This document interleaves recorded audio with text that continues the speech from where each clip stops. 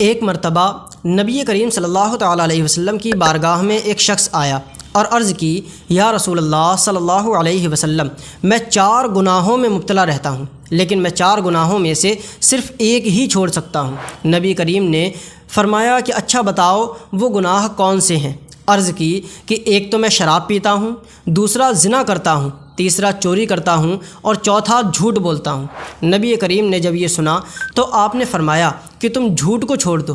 عرض کی، میں تو سمجھتا تھا کہ آپ بہت عقلمند انسان ہیں۔ خیر، اس نے نبی کریم صلی اللہ تعالیٰ علیہ وسلم کے ہاتھ میں ہاتھ رکھ کر قسم کھائی کہ آج کے بعد میں کبھی بھی جھوٹ نہیں بولوں گا، اور وہ پھر اپنے گھر چلا گیا۔ جب رات ہوئی تو شراب کھانے گیا، شراب کی بوتل لی، ڈھکن کھولا اور منہ کے قریب کیا تو دل میں خیال آیا کہ کل اگر نبی کریم نے پوچھ لیا کہ شراب پی تھی یا نہیں، اگر پی لوں تو 40 کوڑے لگوائیں گے، اور اگر جھوٹ بول دیا تو کل ہی قسم کھائی تھی کہ کبھی بھی جھوٹ نہیں بولوں گا، وہ قسم ٹوٹ جائے گی۔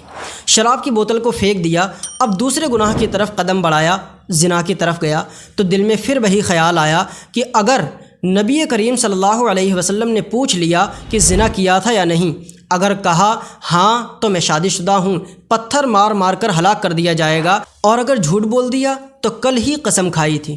اس نے زنا کو بھی چھوڑ دیا۔ اب تیسرے گناہ کی طرف چلا کہ رات میں کسی امیر آدمی کے گھر میں گھسا اور مال بھی حاصل کر لیا، لیکن پھر وہی خیال آیا کہ اگر نبی کریم صلی اللہ علیہ وسلم نے پوچھ لیا کہ چوری کی تھی یا نہیں، اگر ہاں کہا تو چور کی سزا ہے ہاتھ کاٹنا، اور اگر جھوٹ بول دیا تو کل ہی میں نے قسم کھائی تھی کہ جھوٹ نہیں بولوں گا۔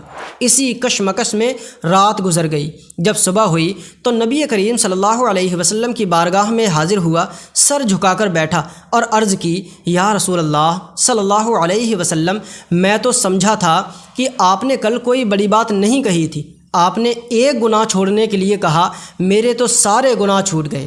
اللہ کے نبی نے فرمایا کہ آخر ہوا کیا؟ عرض کی، یا رسول اللہ صلی اللہ علیہ وسلم، جب میں شراب پینے کے لیے گیا، دل میں خیال آیا کہ اگر کل اللہ کے رسول نے پوچھ لیا کہ بتاؤ کل شراب کو پیا تھا یا نہیں، اگر جھوٹ بول دیا تو کل ہی قسم کھائی تھی، اور اگر صحیح بتا دیا تو کہیں 40 کوڑے نہ لگوائے جائیں۔ ایسے ہی میں زنا کرنے کے لیے اور چوری کرنے کے لیے گیا، عورت میرے پاس موجود تھی اور مال بھی میں نے حاصل کر لیا تھا، بس اسی خیال نے روک دیا کہ اللہ تعالیٰ کے نبی نے اگر پوچھ لیا تو کیا جواب دوں گا۔ یا رسول اللہ صلی اللہ تعالیٰ علیہ وسلم، آپ نے تو ایک گناہ چھڑوایا، میرے تو سارے گناہ چھوٹ گئے۔ تو نبی کریم صلی اللہ تعالیٰ علیہ وسلم نے فرمایا کہ سنو، جھوٹ تمام گناہوں کی جڑ ہے، اگر جڑ کو ہی ختم کر دیا جائے تو درخت اپنے آپ ختم ہو جائے گا۔ نبی کریم صلی اللہ تعالیٰ علیہ وآلہ وسلم نے حکمت سے کام لیا اور اس کے تمام گناہوں کو چھڑوا دیا۔ اللہ تبارک و تعالیٰ سے دعا ہے کہ اللہ تبارک و تعالیٰ ہم تمام لوگوں کو گناہوں سے محفوظ فرمائے اور خاص طور پر جھوٹ سے بچنے کی توفیق عطا فرمائے۔ آمین۔ السلام علیکم۔